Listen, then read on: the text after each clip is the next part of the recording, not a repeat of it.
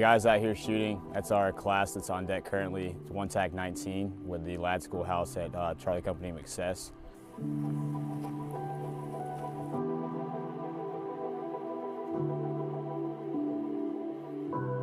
They're shooting these targets called the Outlaws. They're basically giant UASs.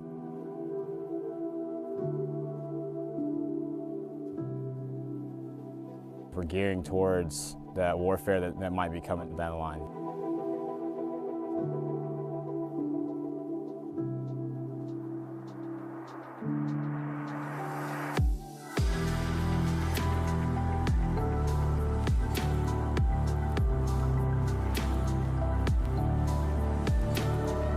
We got these guys over there employing UASs in different ways, so we're just training them for that fight.